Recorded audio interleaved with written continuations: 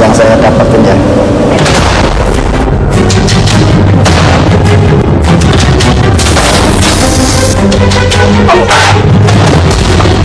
Astagfirullahaladzim. Ustaz, Kenapa kamu kenapa?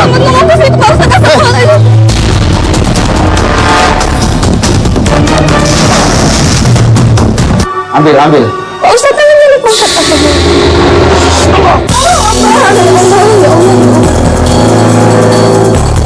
Ini ada beberapa orang berbaris itu tanpa kepala. Di belakang itu sangat kuat sekali mat energinya.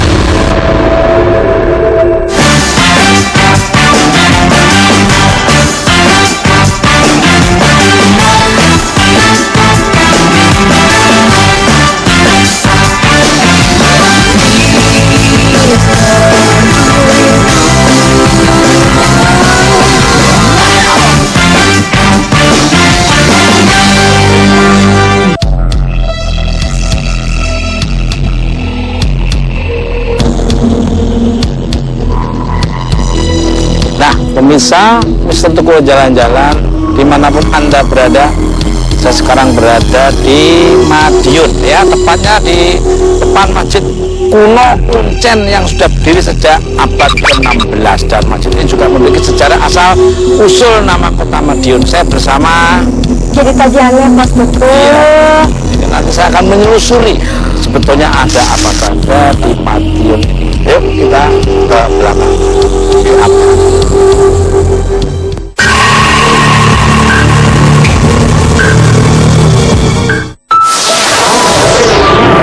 Masjid Kuno Kuncen atau Masjid Nur Hidayatullah ini adalah masjid tertua yang ada di Kelurahan Kuncen, Madiun. Masjid ini mengandung nilai sejarah yang sangat tinggi. Selain karena bangunannya, masjid ini juga terdapat beberapa makam para bupati Madiun. Salah satunya adalah bupati pertama Madiun, yaitu Pangeran Timur.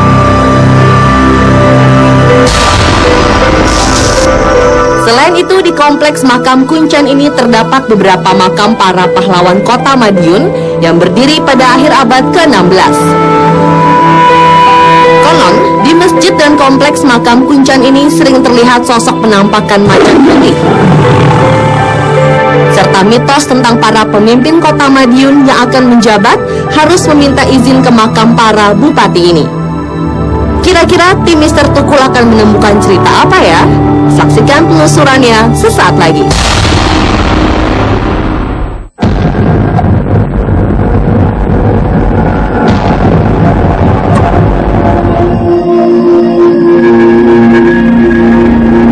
Pak Munir, mau nanya nih Pak Munir. Ya. Asal usul nama Masjid Kuncen ini sejarahnya gimana?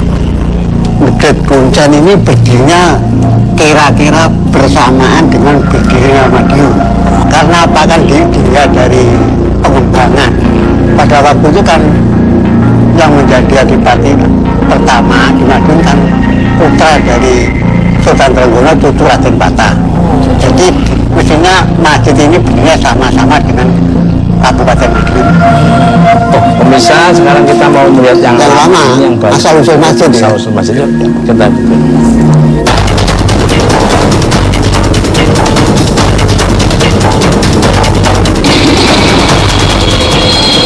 ini aslinya Pak. Ya, aslinya. Maaf nih kok ada anunya sedikit ya. Energinya kok kuat banget. Ya, ini kan lama ya. Memang lama ya. Energinya kuat. Ada yang dirasakan? Kayak Anjana cium wangi kayu ya.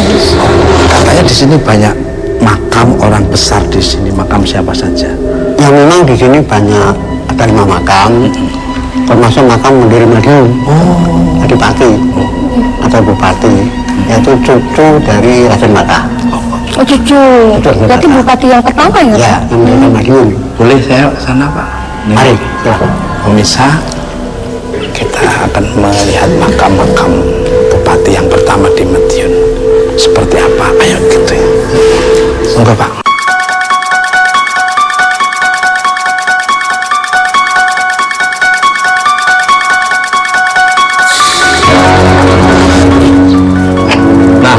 Mister Tukul Jalan-Jalan pemirsa yang saya sayangi dan saya cintai. Sekarang saya berada di tempat makam Bupati Madiun dan jabatannya, tanggalnya di depan. Yuk, penasaran? Masuk aja. Yuk.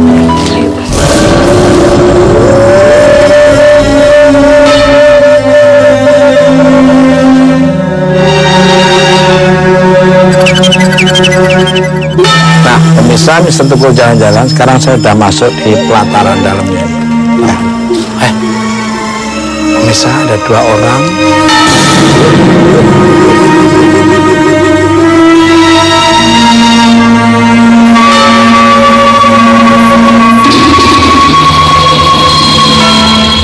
Dan ini maaf nih kok tiba-tiba saya mau apa Pak Munir kesini kok Pak Ustadz saya maaf Pak. Sarah udah ada di situ, gimana ceritanya? Dari semalam Mbak Sarah. Tapi jujur ya pemirsa di rumah, ini auranya, atmosfernya beda sama yang di luar. Begitu kita masuk di dalam itu rasanya adem, tenang, nyaman, silir malah.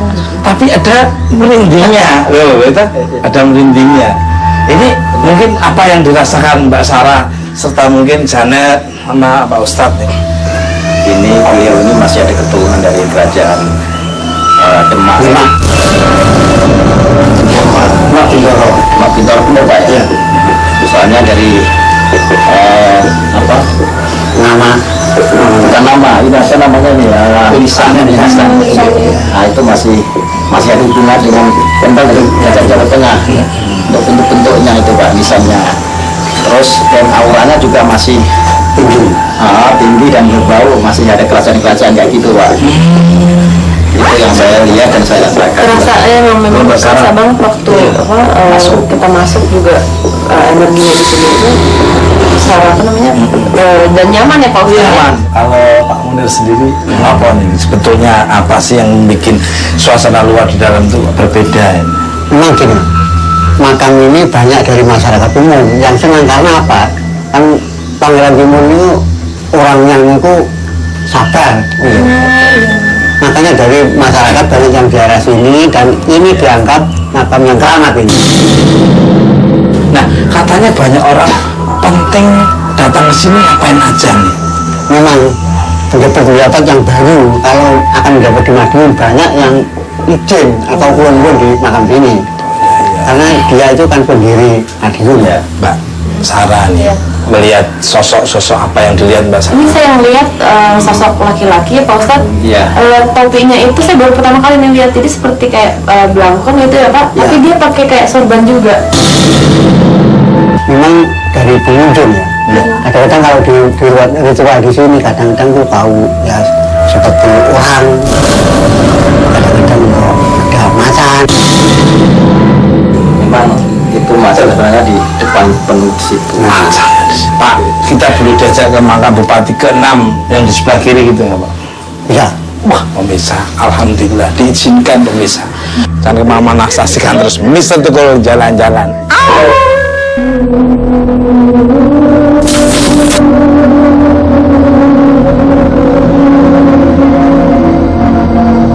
Nah, pemirsa, sekarang saya mau nanya ke Pak Ustadz Solepati dan Mbak Risa serta Mbak Janet.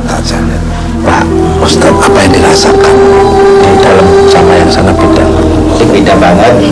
Memang satu aliran, cuma lain masanya ya, lain masanya. Dan saya lihat dari sosok-sosok yang mungkin penghuni di sini itu berwibawa semua dan seperti pakaian perang, pakai tameng dan pakai tombak itu berjajar di sebelah kiri kita itu mungkin ada sekitar 7 atau berapa ya, di samping Mas Tukul juga ada.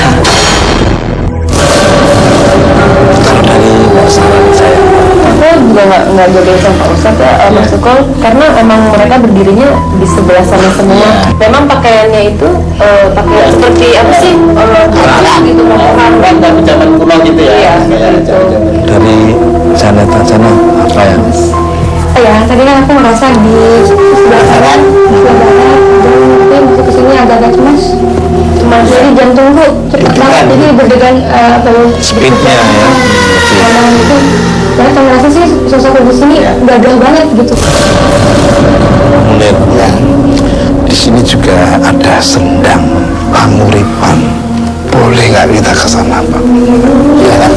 Yuk, penasaran lihat sendangnya seperti apa? Ikuti terus Mr. Tukul. Jalan.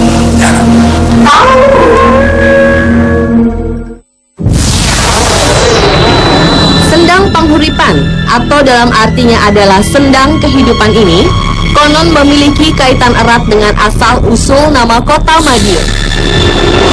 Menurut cerita, pada saat Ki Sura sedang bertapa di tempat ini untuk membuat keris, Ki Sura kemudian mencelupkan kerisnya dan tiba-tiba muncullah sosok Medi atau hantu yang sedang ayun-ayun.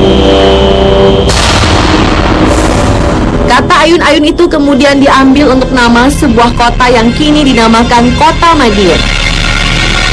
Menurut kepercayaan masyarakat setempat, konon sendang ini sering digunakan untuk mengobati orang-orang yang memiliki penyakit serta memiliki khasiat lain.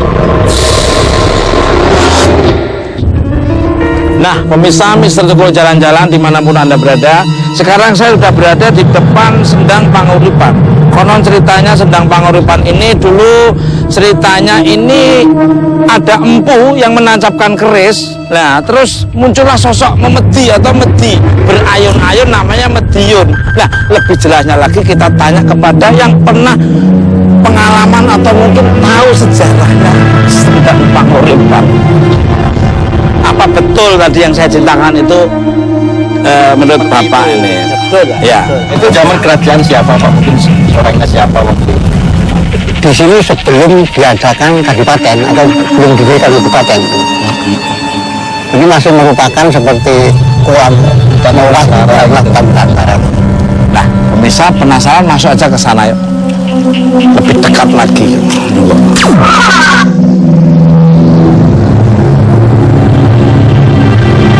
Mbak Sarah dan Mbak Ustadz Sulaiman sama aja.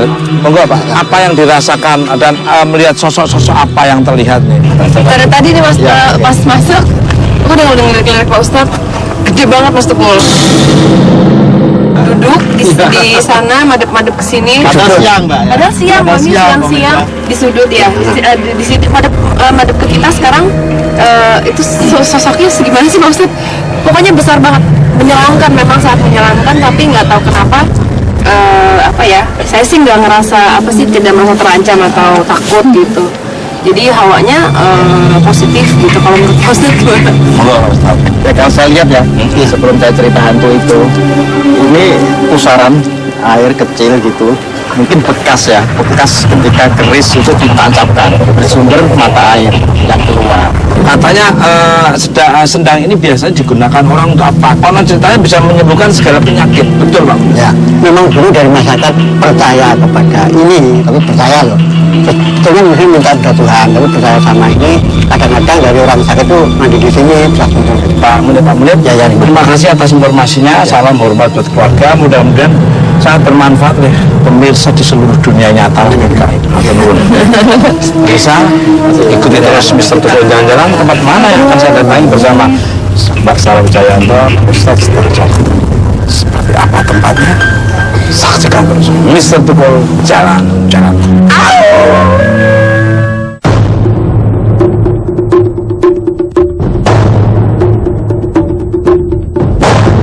Nah, pemirsa Mr. Tukul jalan-jalan. Sekarang saya berada di depan pabrik gula terbesar di Madiun. Ya, ini peninggalan Belanda yang masih aktif. Menurut cerita banyak penampakan yang muncul nggak lihat suasana siang atau malam.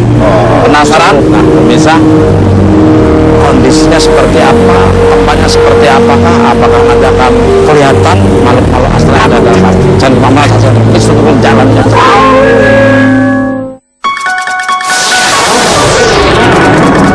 Pabrik Gula Rejo Agung Baru. Pabrik gula terbesar di Madiun ini didirikan pada tahun 1894 oleh N.V. Handel Kian Guan, sebuah perusahaan swasta milik warga Tionghoa. Walaupun usianya kini telah mencapai 2 abad lebih, pabrik gula ini masih berdiri kokoh dan berproduksi hingga kini. Karena memiliki nilai historis dan menjadi salah satu daya tarik kota Madiun, pabrik gula ini berencana akan membuat areal wisata dengan mengaktifkan kembali kereta lori bekas mengangkut tebu. Memiliki areal tanah yang sangat luas dan bangunan yang sudah tua, tak heran jika pabrik gula Rejo Agung ini memiliki cerita-cerita mistis. Seperti penampakan wanita yang sedang menggendong bayi yang selalu muncul di siang hari, serta konon kerajaan gaib yang berada di dalam pabrik penggilingan. Nah pemirsa, apa yang membuat Janet sampai tidak sadarkan diri ketika sedang melakukan penelusuran dengan Soleh Pati? Saksikan sesaat lagi.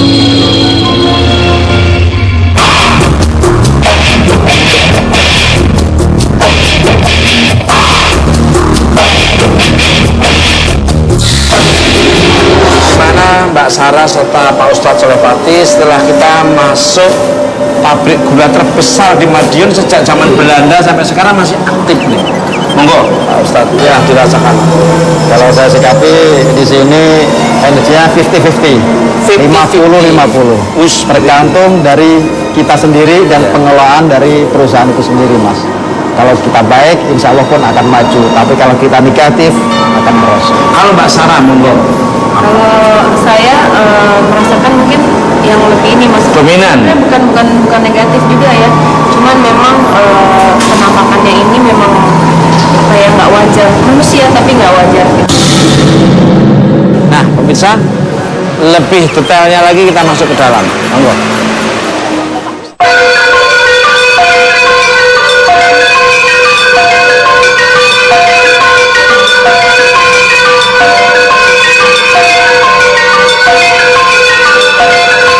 Pak Suparji ini sebagai apa di sini? Mandor gilingan. Biasanya di tempat ini kabel sering sosok muncul makhluk-makhluk astral, energi negatif itu siang maupun malam ya Pak? Iya, siang malam. Tapi ya di waktu tertentu.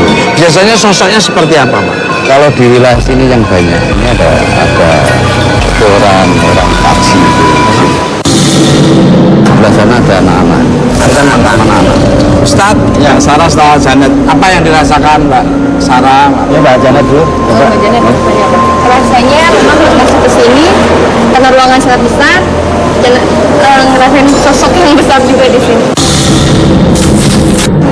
Mbak Sarah. Baik. Tadi yang tadi saya bilang manusia kok nggak ada kayak kepalanya kayak lupa gitu loh Pak. Memang tidak ada. Makanya kayak gimana maksudnya? Ya. Makanya saya bilang tadi nggak. Oh, memang arahnya ke sana, lurus.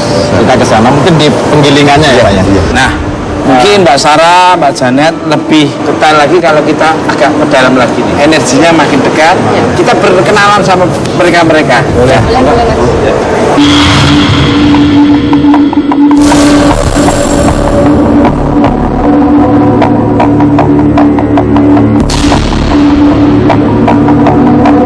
Nah, pemirsa, kata Pak Suparji di sebelah sini yang sering terjadi ya munculnya. Gimana Pak? Bisa diceritakan? Posisinya di sana. Salah. Kejadiannya begini. Di situ dulu pernah orang terjepit. Dia duduk, ini harus habis.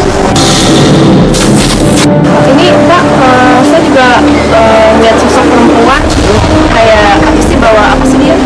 Baru bayi. Apa bayi? Iya. Sebelah kiri ya? Ya, sebelah kiri atas. Iya. Itu di bawah masakan itu. Ya, rindik. Jadi Apa yang dikatakan bawa anak, bawa Mbak Sarah dibenarkan Pak Suparji, jadi ada perempuan bawa kayak makanan atau bayi gitu merinding. pas saya dipanggil.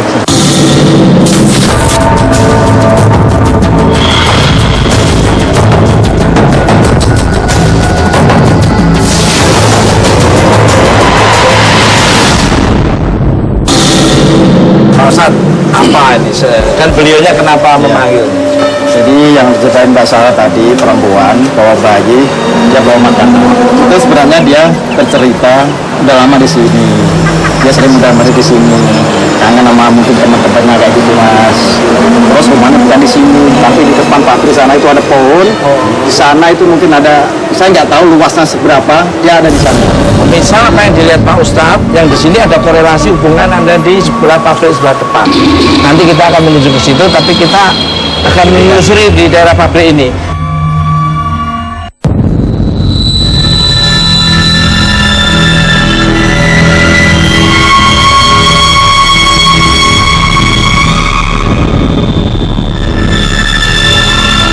Nah, pemirsa Mister Tukul Jalan-Jalan yang saya sayangi dan saya cintai, demikian juga pemirsa yang menyayangi dan mencintai saya. Sekarang saya sudah berada di depan tempat kepala kerbau ditanam. Mungkin bisa dijabarkan oleh Pak Supaji dan Pak Ustadz Repatris, tambah saya, tambah Janet. Ini kabarnya setiap tahun ada tradisi potong kepala kerbau ya Pak? Iya. Sudah berapa dari awal itu? Ini dari awal memang tradisinya begitu. Oh. Nah, Pak Ustadz, monggo silakan di Terawang dilihat Mbak Sarah serta Mbak Janet. Memang ketika kita masuk sini, ini energinya nggak enak Mas. Memang itu korban yang memang ya dikatakan kurang baik seperti itu. Di sini begini Pak, ini kalau dibuka giling itu acara sedekah ke fakir miskin ya, istighosa itu juga ya, itu selama sebelum 15 hari. Kasihkan ya juga. Ini hanya untuk tradisi saja. Kalau dari Mbak Sarah nih, boleh menjadi. Aku agak pusing Mas Tukul. Di sini ada kalau dia ngeliat juga coklatnya hitam sedikit besar sampai atas. Iya. Itu apa sih Pak? Itu begini, itu orangnya ya badannya orang, tapi yang atasnya itu serigala. Oh, ini bisa dibuka nggak ini sedikit itu toh? Iya. Oke, saya mau coba ini ya, secara kekuatan yang saya dapatin ya.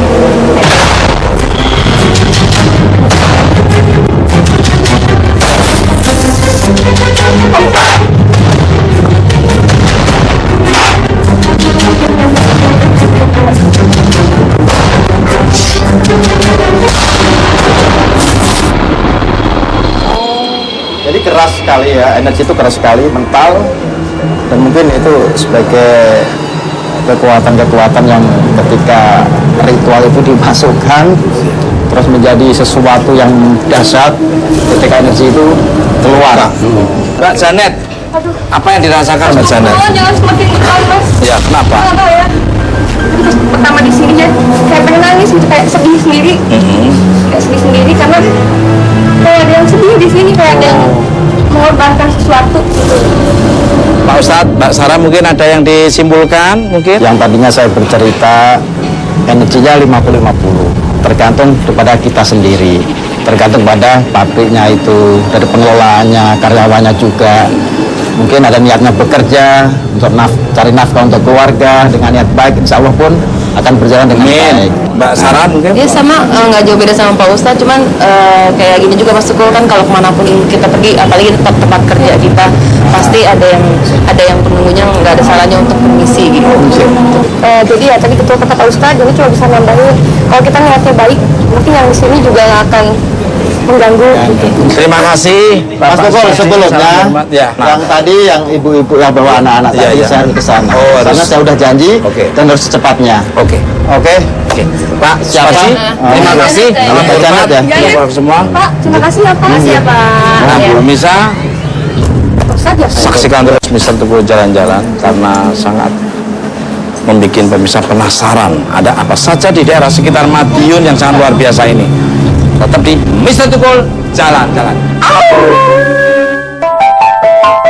Pemirsa, kali ini Janet dan Soleh Pati akan mencoba menyusuri sosok-sosok astral yang ada di kawasan pabrik gula terbesar di Madiun ini. Seperti apakah penelusuran mereka? Dan sosok astral apa yang akan mereka temukan?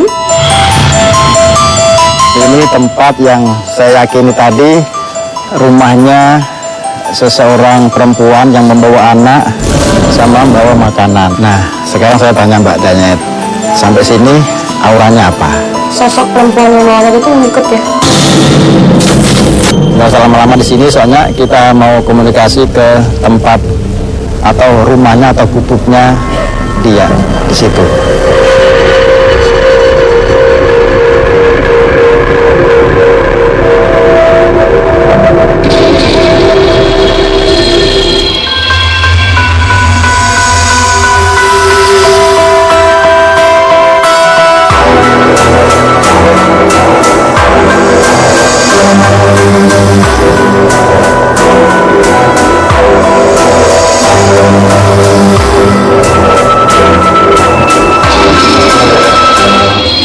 Ustaz, aku mau ngeliat situ.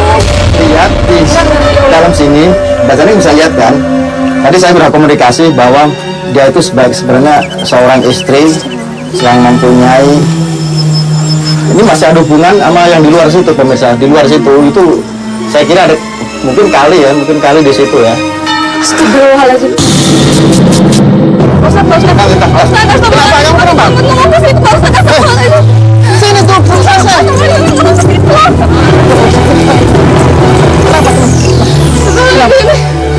Lihat apa? Tenang. Pak Ustadz itu ada ular gede banget ya. Ular. Pemirsa yang saya ceritakan tadi itu memang ada ular naga. Itu penunggu di sini. Itu sebenarnya itu mungkin saya sikapi itu suaminya dari perempuan.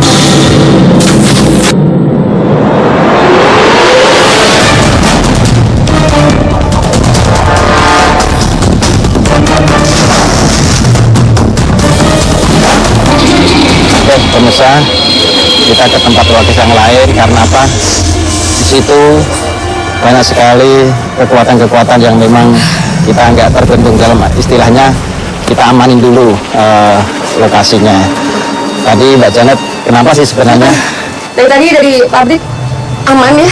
Cuma pas kesini aku ngeliat tadi sosok ibu-ibu dengan anak itu udah ya di ujung sana dan aku nggak mau lihat dan dia pun kayak gini, kayak ngebelakangin aku. Rambutnya panjang. Yang rambutnya panjang. Yang lebih nakutin lagi apa Pak Ustadz? Aku ngerasa terancam karena udah ular gede banget. Kayaknya dia nggak mau diomongin gitu. Dia kepalanya 2. Satu hari sebelumnya Janet mimpi ketemu ular kepala 2 itu. Aku nggak mau sampai ini jadi kenyataan karena mimpi itu capek banget. Iya. Semalam berdua mau syuting sini, udah mimpi seperti itu. Itu mimpi dari malam sampai pagi itu. Bangun dulu tuh capek sendiri gitu loh. Saya masih tertantang lagi, soalnya di sini belum keluar dari observasi saya yang harus saya lakukan. Masih ada satu lagi, yaitu bengkel kereta yang juga penuh misteri di situ. Oke, kita ke sana. Sebentar lagi pulang. Oke? Oke, Ustaz, kalau ada apa-apa tanggung jawab ya. Insya Allah aman ya. Bismillah, ya udah. Baik, pemirsa.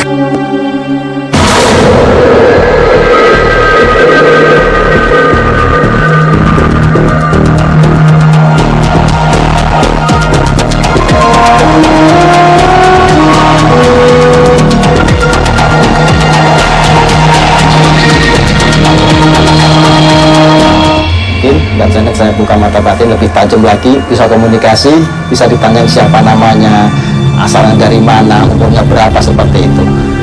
Oke? Pak Ustadz, maaf Janet mau cerita dulu nih. Janet tuh memang agak sensitif kan terhadap hal-hal yang negatif seperti itu. Jadi kalau misalnya ada seperti itu, kalau mereka masih tidak nyaman dengan keberadaan Janet, mereka kayak ngusir, jangan di sini gitu. Gitu. Tapi kalau yang sebelah sana, Boleh. Agak bagus ya saja. senyum-senyum, itu memang sosoknya. Tapi Janet nggak mau. Nggak apa-apa. Sekarang, maaf, Apa yang harus Janet lakuin nih? agak kesini sedikit. Kesini. Sedikit, mata terpejam.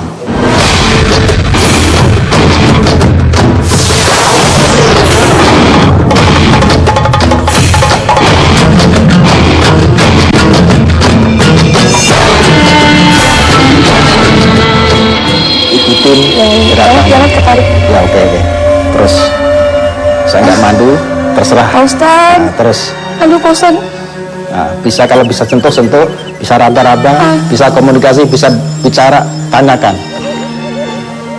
Aduh Pak Ustadz, ini panas kena tangan Pak Ustadz. Ya, terus biarin. Perempuan begitu lembut sekali. Lembut, selalu tersenyum. Iya. Umurnya sudah agak tua, tapi yang lihat di wajahnya itu selalu senyum, dia selalu senyum, selalu gembira. Tingginya 1 meter berapa? Aduh, tangan Tinggi ya? Agak tinggi. Pak Ustadz. Terus, iya, jalan. Pak Ustadz. Nggak apa-apa, terusin. Ya Allah. Tinggi banget. Udah, jangan kalau nggak nyampe jangan. Terketarik soalnya. Ini tangannya gimana lagi Pak Ustadz? Ke arah kiri memang dia bergerak ke kiri. Iya. Dia sangat keibuan sekali. Pakainya apa? Bajunya warna apa? Warnanya sudah tidak bagus lagi. Seperti agak kekuningan, kuning kecoklatan. Iya. Terus? Kuning kecoklatan, rambut lurus tapi agak acak-acakan Pak Ustadz. Dia bawa sesuatu di tangannya Pak Ustadz. Tuh, ini apa sih? Ini apa dia kok motor yang tangannya? Bunga ya? Iya Pak Ustadz, betul. Kayak terampang gitu bunga ya? Jangan suruh megang bunganya Pak Ustadz. Pegang. Pegang Ustadz. aja. Ambil, coba. Pak Ustadz. Bisa nggak? Ambil. Pak Ustadz, tangannya nih Pak Ustadz.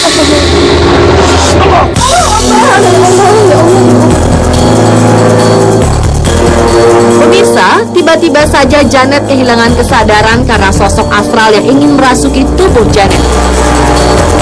Apakah yang akan terjadi pada Janet?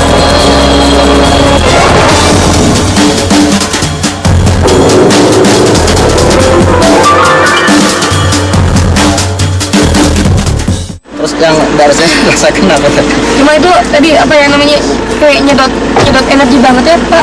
Tadi aku benar-benar dia ngikutin arah dia ngajak aku kemana tangan. Ketika aku mau ngambil bunga itu karena noninya bilang ambil ini sebagai apa tanda di apa Kenangan. Suruh bawa itu. Suruh dibawa. Cuma ada yang narik benar dari belakang. Benar, Kayak ya? nggak boleh Janet ngambil bunga itu. Itu loh. Padahal Janet nggak niat jahat di situ ya. Iya.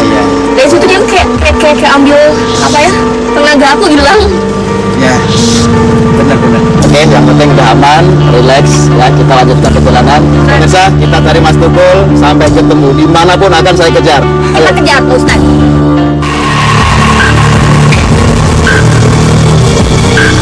Bisa Mr. Tukul jalan-jalan.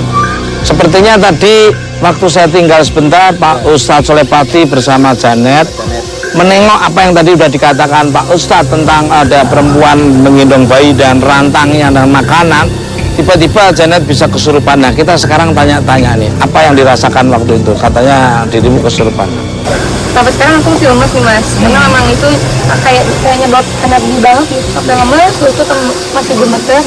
Tapi bener ini kamu udah aman. Itu masih gemeter Mas. Nah, misal sekarang saya sudah ada di Monumen Kresek. Monumen yang mengingatkan tentang keganasan PKI pada tahun 1948. Untuk lebih jelasnya, yuk kita melakukan penelusuran di sekitar sini. Saksikan terus Mr. Tukul jalan-jalan.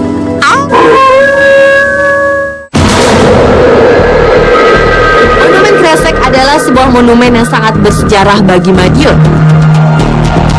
Monumen ini menjadi peninggalan dan saksi bisu sejarah tentang keganasan PKI pada tahun 1948 di Madiun. Menurut sejarah, dahulu tempat ini merupakan sebuah desa yang bernama Desa Kresek. Menurut warga setempat, area Monumen Kresek adalah bekas rumah warga yang dijadikan PKI sebagai tempat pembantaian. Selain ada beberapa monumen, di tempat ini juga ada sebuah relief yang menceritakan peristiwa pada saat kejadian.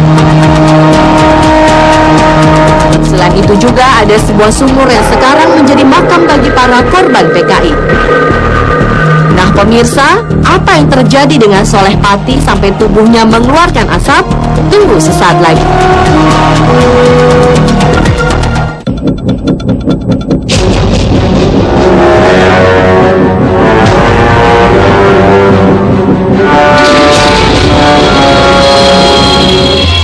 Ini kayaknya sangat menarik sekali pemirsa di rumah maupun di manapun Anda berada. Ini sangat pengalaman, kita akan tanya-tanya, Pak, boleh diceritain nggak asal-usul Monumen Kresek? Pada tahun 48 di Desa Kresek ini ada peristiwa kekerasan PKI yang dipelopori oleh Muso. Dan PKI itu membawa tawanan dari kota, termasuk khusus tokoh masyarakat yang dicantumkan yang di bawah itu. Berhubung itu tokoh-tokoh itu karena PKI sudah terbabat karena diburu oleh tentara Siliwangi, akhirnya dibelokkan ke desa ini, ke desa Kresek ini. Akhirnya para tokoh-tokoh itu dibantai di dalam rumah. Nah, monumen yang paling besar ini melambangkan apa nih Pak? Itu yang Pakai golok sambil sana ya.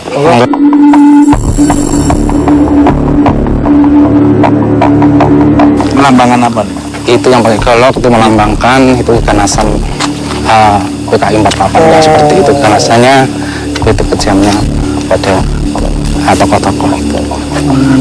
Terus itu yang lumungkuk itu pakai Yusen. Pakai Yusen. Pak Ustadz kayaknya dari tadi ikut merenung, ikut merasakan kejadian pada waktu itu nih. Apa nih Pak Ustadz bisa diceritakan Pak Ustadz?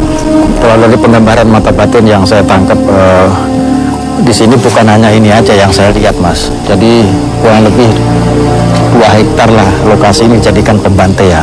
Dari pembantaian itu yang saya tangkap flashback masa lalunya. Iya. Aduh, sedih saya Mas. Saya tahu apa yang dirasakan Pak Ustadz. Ini nggak bisa cerita mungkin seperti itu. Pemirsa, jadi suasana lingkungan ini menggambarkan keterenyuhan, kesedihan masa lalu. Jadi saya juga apa yang dirasakan Pak Ustadz saya ikut merasakan. Nah, Mbak Sarah sendiri juga. Ya karena tadi kan saya bilang dibunuhnya itu benar-benar semuanya sampai anak kecil, banyak anak kecil ya ternyata. Mbak Janat ya. Iya mas, jadi karena memang di sini tuh tadi pas dari awal aja pas kita kayak disambut ya, yang paling depan tuh barisannya adalah orang tua, bukan anak-anak di situ.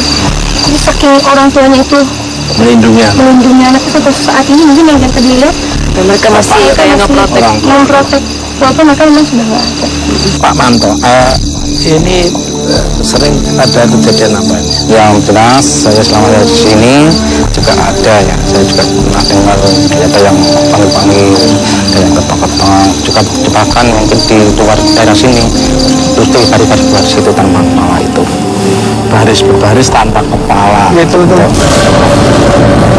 Jadi ada beberapa orang berbaris, jadi tanpa kepala. Iya. Jadi ada angin dari belakang. Terus ada angin kan, Ada angin dari belakang nih. dan aromanya ini menusuk ya, lihat. Ada angin dari belakang dari nabrak ya. Apa yang dilihat? Nggak ada yang lewat mas. Iya tadi angin dari belakang tiba-tiba nabrak saya. Ini Mas Tukul kan Pak Ustadz tadi di bawah bilang ini nggak hanya arwah-arwah ada juga yang sosok yang lain itu kan di belakang yang di belakang sini Mas Tukul ada yang seperti binatang apa sih nggak tahu, mungkin Pak Ustadz udah melihat dari tadi. Mungkin kita telusuri lagi Mas ke belakang sini. Sambil nelusuri relief.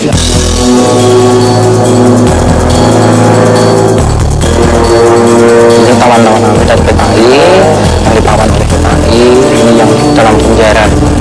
Terus ini juga lagi ada rencana untuk menyerang atau apa yang ini ada yang diikat tali ya.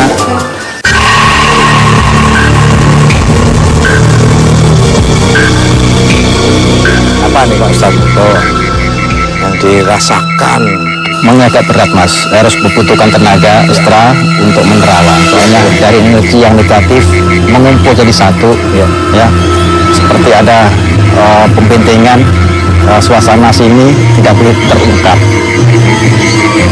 Sosok-sosok yang lain seakan-akan menutupi hijab saya untuk membuka mata batin lebih jelas ya.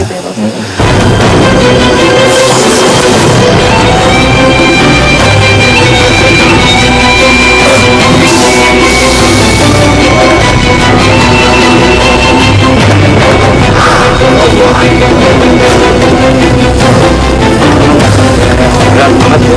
Berat Mas. Mbak Sarah monggo bisa nambahin.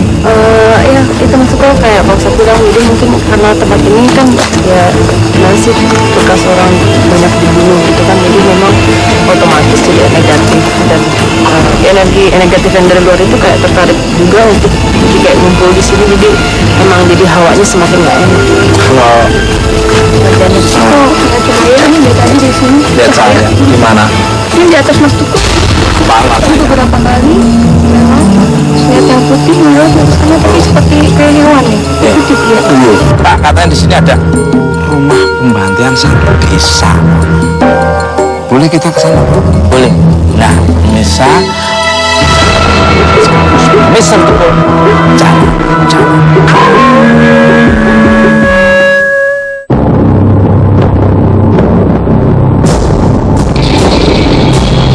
Maaf, ini mau menuju kemana nih Pak? Ini mau menuju ke sebuah makam yang bekas jenazah waktu 48 itu. Iya. Ke makam bekas jenazah Pada tahun 48 itu. mana? Jadi Makamnya nih dikumpul jadi satu. jadi dikumpulin jadi satu pemirsa. Jenazah. Jumlahnya berapa? Kurang lebih 17.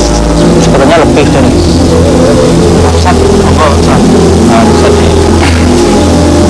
diceritakan mungkin penglihatannya Pak Ustadz. di sini yang saya rasakan Mas, ketika kita masuk tadi itu bau anyir yang sangat menusuk ya. Terus sampai sini terdengar cerita lolongan hewan-hewan mungkin kayak siluman-siluman gitu. Dan intinya di belakang itu sangat kuat sekali matanya. Pemirsa, mungkin saya akan ke belakang saat ada jalan. Tadi kan jalan sudah lama banget ya. Pas tadi di sana sempat kena juga. Iya. Badan jalan masih belum fit. Jadi kayaknya udah jalan belum sanggup untuk melakukan Penelusuran. Loh, kamu kenapa nggak berani? Soalnya apa ya, agak berat nih. Pemirsa, tiba-tiba saja Janet merasakan ketakutan yang sangat luar biasa di makam para korban PKI. Apa yang akan terjadi pada Janet?